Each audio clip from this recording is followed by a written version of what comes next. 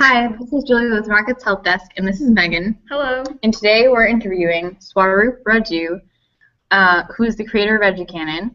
eduCanon this year was listed as one of the top 10 apps by EdSurge, and today we're going to talk to him. Hi, Swaroop. Happy to be here. Okay, so can you tell us a little bit about your background before eduCanon? Yeah, sure. I can tell you a little bit about how the company got started, too, with that, and how I fit into the picture. So Ben, my co-founder, was actually a teacher, and he came up with the idea for eduCanon while he was in the classroom.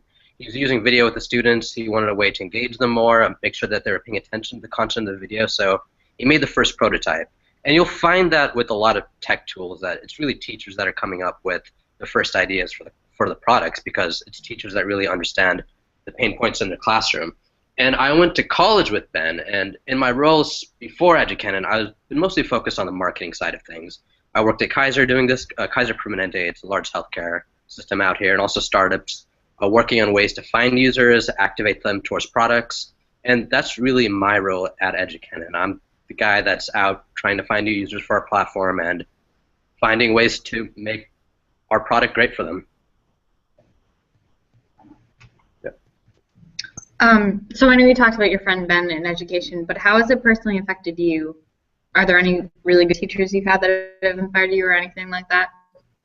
Yeah, and I think that for me, it's the impact that online video has. So I learn best through video. I'm the kind of guy that needs to pause material, rewind it, review it before I can really take grasp of the material. And that's what really excited me about eduCanon, because with eduCanon comes all the possibility of all of the great aspects of online video. You can always pause, rewind a video, but there's also increased engagement that we can add into video, increased by questions, and make sure that the teacher really understands where I am in the material.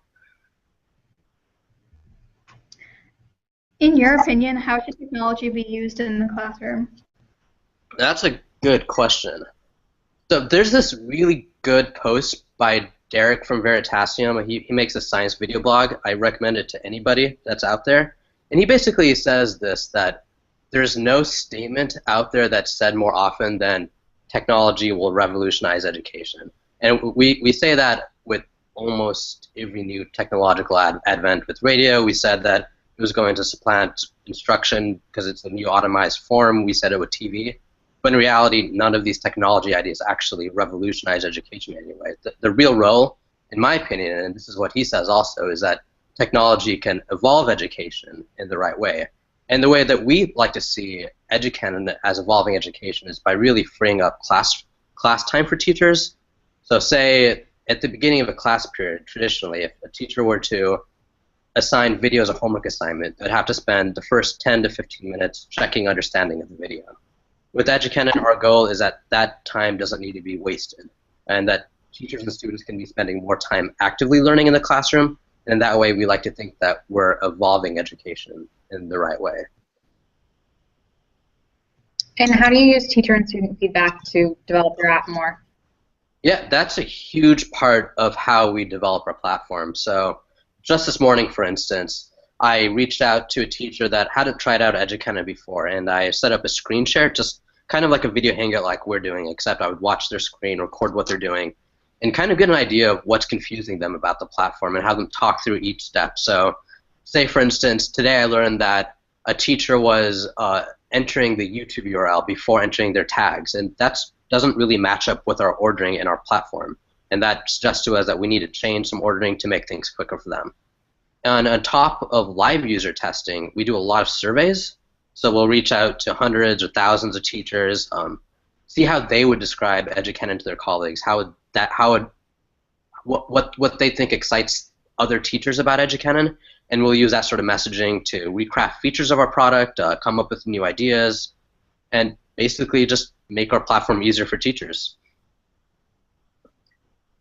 How are you planning on improving eduCanon in the future? Do you have any plans for right now? Yeah, so the two main areas that we're focusing on improvements, and all of this is centered around making eduCanon more accessible to everybody. And the first front is on browsers and devices. So right now, eduCanon works really well on laptops, computers, and iPads. But our next step is to become more ubiquitous, so students will be able to watch their eduCanon lessons on their mobile. So we're launching a mobile app to make that easier. And the other front that we work really actively on is integrations. So one of our goals is that eduCanon really fits in with whatever systems that teachers are using. So I don't know if you guys are using Google at your school or Edmodo or any of those sign-on systems. Our goal is that eduCanon would fit in really well with those, so teachers and students don't need any new login systems to integrate with our platform. And we're always adding in new integrations on that front. So I would say browsers and device access and also integrations with systems are major product changes right now, all along the theme of, I guess, ubiquitous access to eduCanon. And what's another app that you admire or aspire to be like? Of course, you said Google and Edmodo, but what other education app do you really like? I really like BlendSpace right now, and I don't know if you guys have played around with that or if they use it at your school, but it's a really easy to use platform. It's just, and we got a lot of our early inspiration in our design from them. It's the way that it was created by some ex-Microsoft product designers that really knew how to make products easy, and everything on the interface is drag and drop simple. It doesn't take any learning curve. Most teachers create the first lesson in 5 minutes. And that was really our goal setting out. We wanted to make a platform that was just as easy to use as BlendSpace. And one thing I really admire about those guys too is just how quickly they've grown without spending money on marketing costs. They have hundreds of thousands of teachers that have all found their product through word of mouth, which means that everybody just naturally loves it. They're not spending money to buy teachers to the platform. Cool. So thank you so much for being with us today, Swaroop. Yeah. And it's Help Desk, and we're out. Oh, pleasure.